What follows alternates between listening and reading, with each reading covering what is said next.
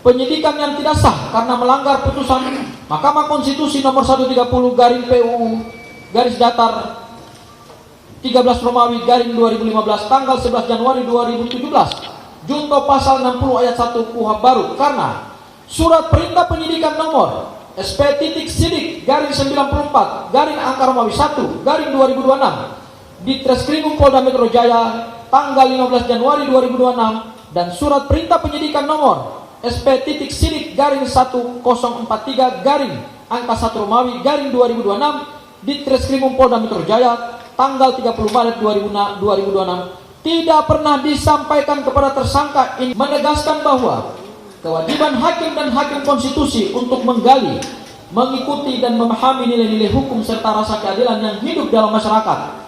Pasal ini menjamin peradilan yang progresif, tidak hanya terpaku pada hukum tertulis, tetapi juga hukum tidak tertulis demi keadilan.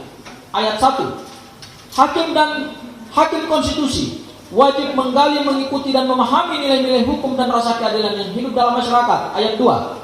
Hakim dan hakim konstitusi harus memiliki integritas dan kepribadian yang tidak tercela, jujur, adil, profesional, dan berpengalaman di bidang hukum. Ayat 3. Hakim dan hakim konstitusi wajib menaati kode etik dan pedoman perilaku hakim. Pasal 10 ayat 1. Pengadilan dilarang menolak untuk memeriksa, mengadili, dan memutus suatu perkara yang diajukan dengan dalih bahwa hukum tidak ada atau kurang jelas, melainkan wajib untuk memeriksa dan mengadilinya. Undang-Undang Nomor 6 Tahun 2011 tentang Keimigrasian, Pasal 91 ayat 2 huruf C. Ayat 2. Menteri melaksanakan pencegahan berdasarkan huruf C. Permintaan Kepala Kepolisian Negara Republik Indonesia sesuai dengan ketentuan peraturan perundang-undangan. Pasal 94 ayat 3. Keputusan pencegahan keputusan pencegahan disampaikan kepada orang yang dikenai pencegahan paling lama 7 hari sejak tanggal keputusan ditetapkan. Pasal 97 ayat 1. Jangka waktu pencegahan berlaku paling lama 6 bulan dan setiap kali dapat diperpanjang paling lama juga 6 bulan. Ayat 2. Dalam hal tidak ada keputusan perpanjangan masa pencegahan atau pencekalan tersebut berakhir demi hukum. Kedua, legal standing pemohon. Bahwa legal standing dari pemohon adalah seseorang yang telah ditetapkan sebagai tersangka Fight pasal 1 angka 15 junto pasal 160 ayat 1 KUHP dan saat ini pemohon telah ditetapkan sebagai tersangka oleh termohon terhitung sejak tanggal 7 November 2025 berdasarkan Fight bukti P1 surat ketetapan nomor S.Tab garing S garis datar 4 garing 1899 garing 11 Romawi garing 2025 garing di Treskrimum Polda Metro Jaya tentang penetapan tersangka tertanggal 7 November 2025. Pasal 1 angka 15 dianggap dibacakan. Pasal 160 ayat 1 juga dianggap dibacakan. Kemudian bahwa sehingga dengan demikian legal standing pemohon yang telah berstatus tersangka adalah telah memenuhi persyaratan sebagai pemohon permohonan pra peradilan. Angka 3, kompetensi relatif pengadilan negeri. Bahwa permohonan pra peradilan ini diajukan oleh pemohon kepada Pengadilan Negeri Jakarta Selatan oleh karena kedudukan atau domisili dari termohon adalah berada dalam wilayah hukum Pengadilan Negeri Jakarta Selatan, bahwa terhadap diri pemohon telah dilakukan penyidikan, pencekalan, dan penetapan sebagai tersangka oleh termohon dan kesemuanya dilakukan di lokasi kantor termohon yakni Polda Metro Jaya di Treskrimum Subdit Kamnek Jalan Jenderal Sudirman Kaving 55 Jakarta Selatan, maka pengadilan negeri yang berwenang untuk memeriksa dan mengadili permohonan pra peradilan akuo adalah Pengadilan Negeri Jakarta Selatan. 4. Alasan permohonan pra peradilan. Bahwa dalam permohonan pra peradilan akuo, maka yang menjadi alasan dari permohonan adalah sebagai berikut.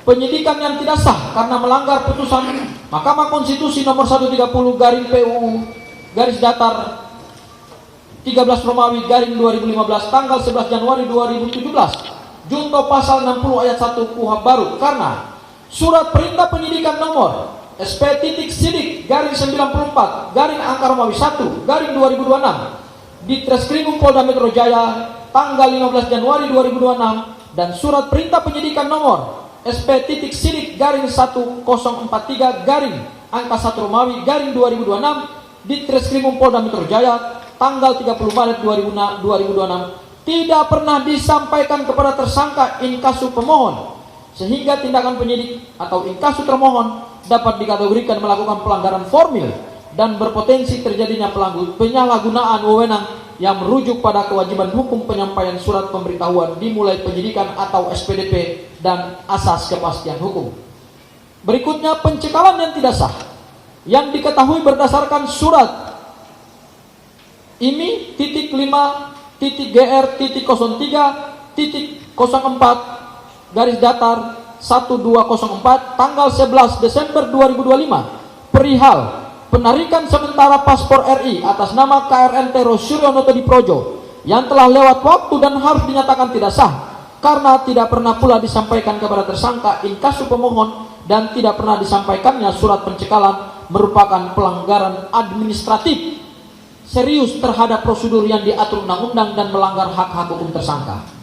Kemudian terakhir adalah penetapan tersangka yang tidak sah oleh karena adanya cacat formil pada surat nomor B titik garing 7475 garing 3 Romawi garing res garing titik garing 1 garing titik garing 14 garing 2026 garing di Treskrimum Polda Metro Jaya tanggal 30 Maret 2026 perihal pemberitahuan perubahan penerapan pasal yang tidak sah karena menerapan dua undang-undang sekaligus, yaitu KUHP lama dan KUHP baru, sehingga melanggar asas lex posteriori derogate legi priori dan asas kepastian hukum, dan yang mengakibatkan pula penetapan tersangka yang tidak sah oleh karena tidak dilakukannya perubahan penetapan tersangka sebagai tindak lanjut dari surat tertanggal 30 Maret 2026 tersebut.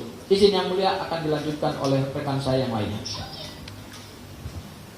Izin yang mulia kami sampaikan, kami lanjutkan.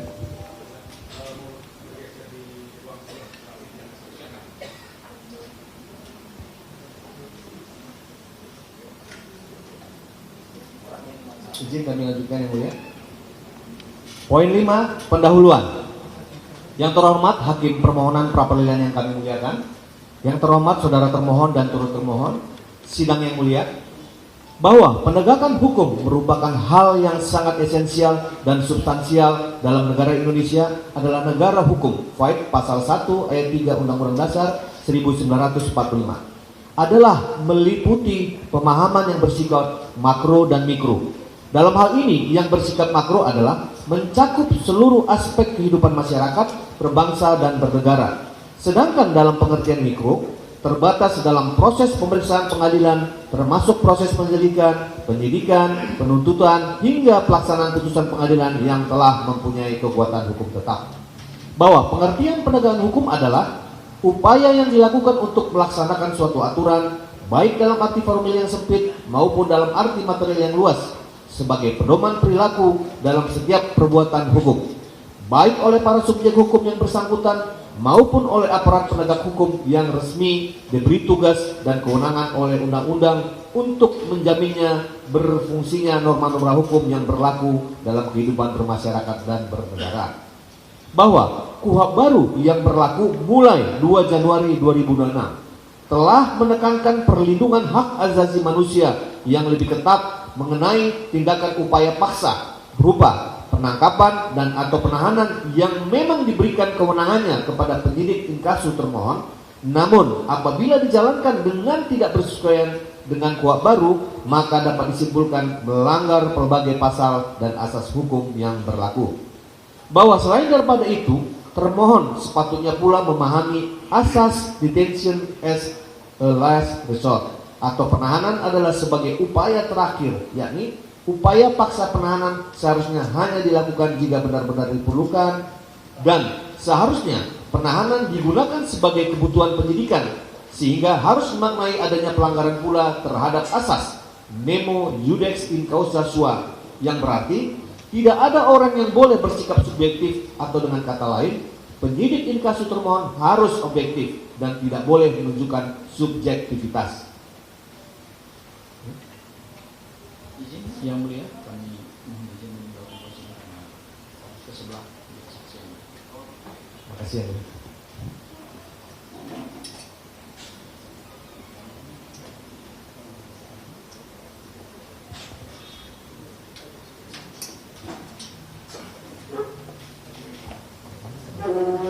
Kami lanjutkan yang mulia, terima kasih.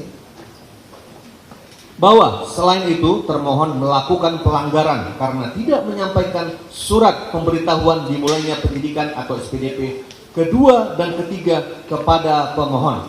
Padahal penyampaian setiap SPDP baru merupakan kewajiban hukum yang wajib diserahkan paling lambat 7 hari sejak diterbitkan. Sehingga tindakan termohon adalah jelas-jelas telah melanggar putusan MK nomor 130 garing PUU garis sambung 13 Romawi garing 2015 tanggal 11 Januari 2017 Jungto pasal 60 ayat 1 KUHP baru.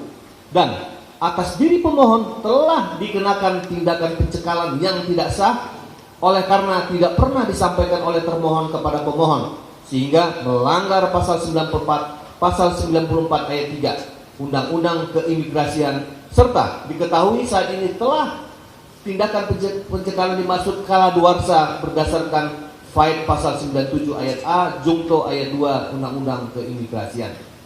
Bahwa permohonan peradilan akuo diajukan oleh pemohon berdasarkan itikat baik atau good faith dan sama sekali bukan dimaksudkan untuk menunda-nunda pemeriksaan perkara pidana pokok yang nantinya akan digelar di Pengadilan Negeri Jakarta Timur. Namun semata-mata hanya untuk mengajukan pembelaan diri awal dari pelanggaran HAM serta dari penzoliman yang terjadi yang secara kasat mata. Semoga yang mulia Hakim Pra-Peradilan berkenan untuk secara arif dan bijak mempertimbangkan seluruh dalil serta alat bukti yang diajukan oleh pemohon dalam permohonan pra-peradilan akuo.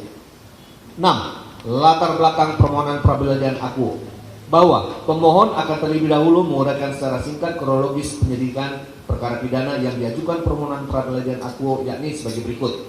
Bahwa Presiden ke-7 RI, Insinyur Joko Widodo atau Jokowi secara resmi telah melaporkan beberapa orang ke Polda Metro Jaya pada tanggal 30 April 2025 berdasarkan laporan polisi dengan nomor LP-B-2831-4 Romawi 2005 SPKT Polda Metro Jaya atas nama pelapor Insinyur H. Joko Widodo, yakni diantaranya terhadap KRNT Roy Suryo Noto Diprojo Inkasu pemohon dan beberapa orang lainnya dengan 5 pasal yang dilaporkan, yakni pasal 310 KUHP lama yang saat ini telah menjadi pasal 433 KUHP baru, pasal 31 KUHP lama yang saat ini telah menjadi pasal 434 KUHP baru, pasal 27A Undang-Undang tentang ITE, pasal 32 ayat 1 Undang-Undang tentang ITE, pasal 35 Undang-Undang tentang ITE. Bahwa namun ternyata terdapat beberapa orang lain yang secara melawan hukum juga melaporkan pemohon dan beberapa orang lainnya, yakni berdasarkan laporan polisi sebagai berikut. Nomor kami akan dibacakan tanggal 23 April 2025 atas nama pelapor Andi Kurniawan yang melaporkan dugaan pasal 160 KUHP lama. Nomor LP kami akan dibacakan tanggal 26 April 2025 atas nama pelapor Le Cumanan yang melaporkan dugaan pasal 160 KUHP lama dan pasal 28 ayat 2 Undang-Undang ITE. Nomor LP kami akan dibacakan tanggal 5 Mei 2025 atas nama pelapor Maret Samuel Sweker yang melaporkan dugaan pasal 160 KUHP lama. Bahwa oleh karena ketiga orang pelapor dimaksud tidak memiliki legal standing atau tidak memiliki keterkaitan atau tidak memiliki hubungan hukum apapun terkait dengan peristiwa ramainya pemberitaan ijazah palsu Presiden ke-7 RI Joko Widodo. Dan yang lebih aneh dan janggal, ketiga pelapor mengaku sebagai korban dalam peristiwa pemberitaan ijazah palsu Jokowi Presiden ke-7 RI. Bahwa selanjutnya KRNT Roy Suryo Noto Diprojo dan kawan-kawan telah ditetapkan sebagai tersangka berdasarkan surat penetapan tersangka nomor S.TAP/S-4/1899/11 Romawi 2025 Ditreskrimum Polda Metro Jaya tanggal 7 November 2025 File bukti P1 dan dinyatakan sebagai klaster 2 dalam perkara pidana dimaksud. dan dengan disangka melanggar berbagai pasal, yakni pasal 31, pasal 310 KUHP lama yang saat ini telah menjadi pasal 433 KUHP baru, pasal 31 KUHP lama yang saat ini telah menjadi pasal 434 KUHP baru, pasal 27A Undang-Undang tentang ITE, pasal 32 ayat 1 Undang-Undang tentang ITE, pasal 35 Undang-Undang tentang ITE, pasal 28 ayat 2 Undang-Undang tentang ITE yang telah dinyatakan dicabut dan telah berubah menjadi pasal 243 KUHP baru.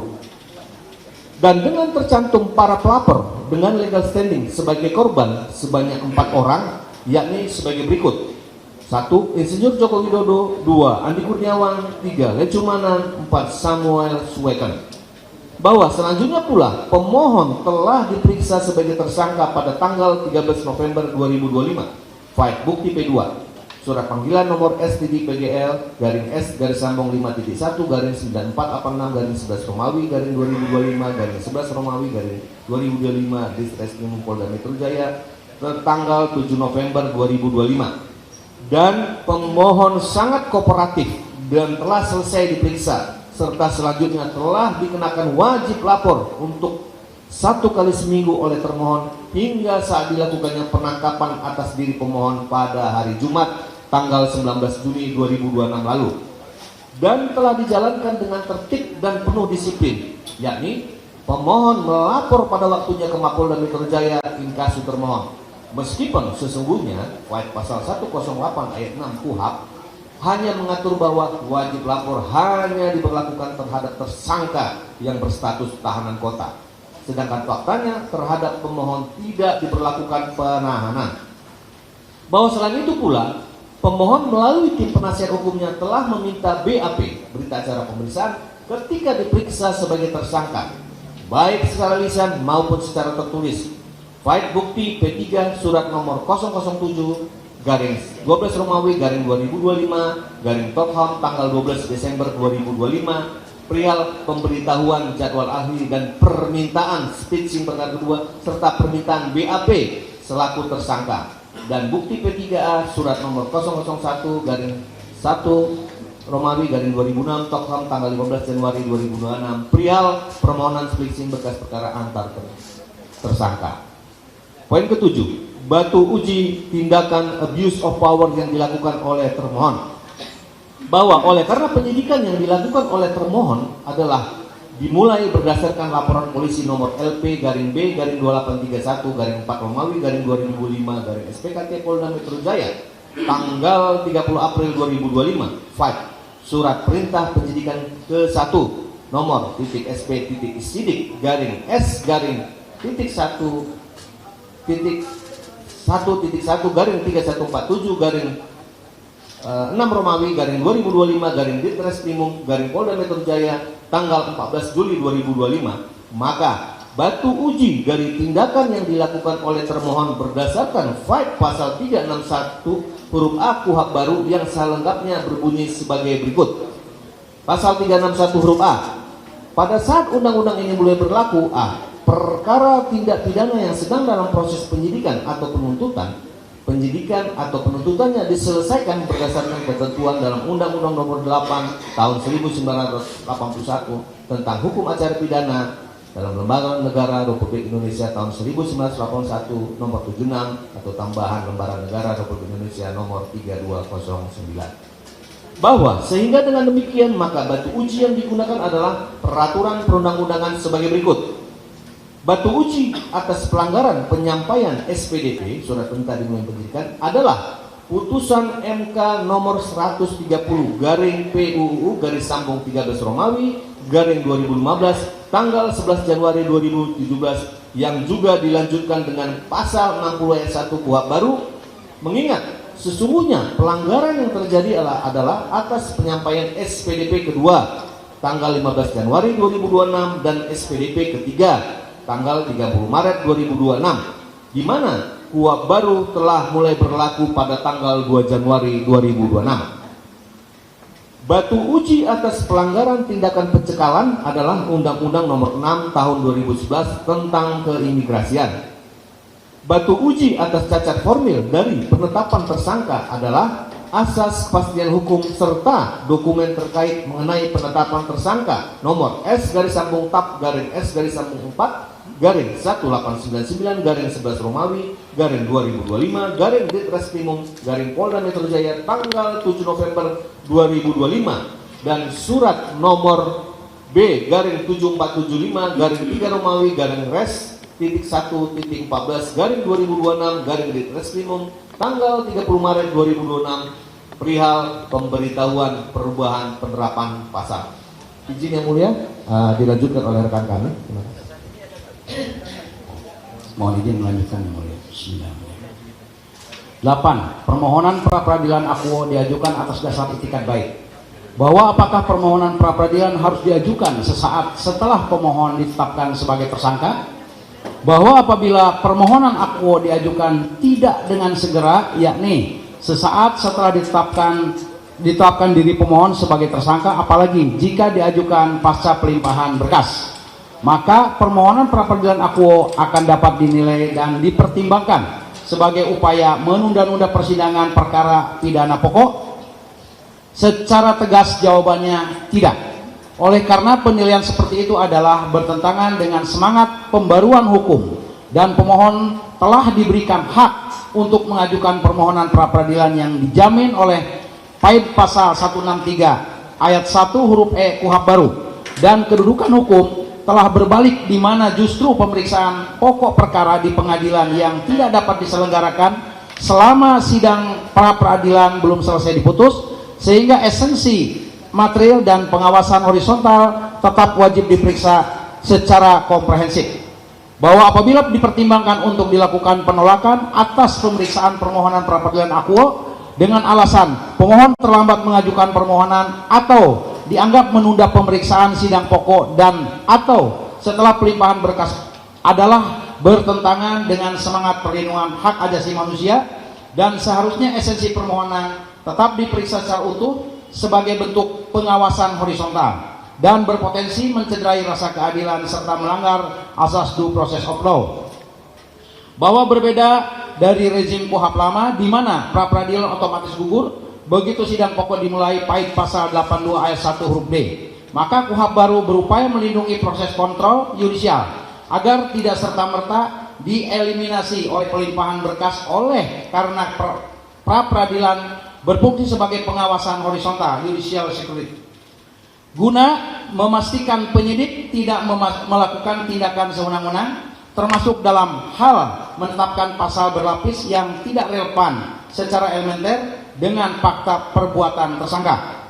Bahwa oleh karena pra peradilan berfungsi sebagai kontrol yudisial yang efektif terhadap tindakan penyidik agar tidak sewenang-wenang, maka esensi ini harus diperiksa secara objektif dan tanpa tergesa-gesa, dan tetap memeriksa keterkaitan alat bukti dengan tiap pasal yang disangkakan untuk melindungi hak asasi tersangka, bukan dibatasi secara sempit atau bersifat administratif semata. Bahwa esensi material seperti relevansi pasal yang disangkakan seharusnya tetap diuji demi menjamin keabsahan tindakan penyidik secara objektif, yang pemeriksaan material formil dalam pra peradilan sejatinya memberikan kejelasan fondasi hukum bagi penyusunan surat dakwaan penuntut umum agar bebas dari cacat formil, di mana pengujian material atas pasal yang diselundupkan atau tidak relevan sangat penting diuji agar pemohon tidak menderita kerugian penuntutan yang cacat secara substansial sehingga pemeriksaan pokok perkara telah dimulai. Bahwa jika permohonan pra peradilan diajukan secara terpecah-pecah atau berulang kali meskipun atas objek yang berbeda setelah pelimpahan berkas perkara dari termohon ke turut termohon, dimungkinkan adalah taktik untuk mengulur-ulur waktu pemeriksaan sidang perkara pidana pokok. Bahwa apakah pendapat tersebut adalah benar adanya? Bahwa sesungguhnya permohonan pra peradilan diajukan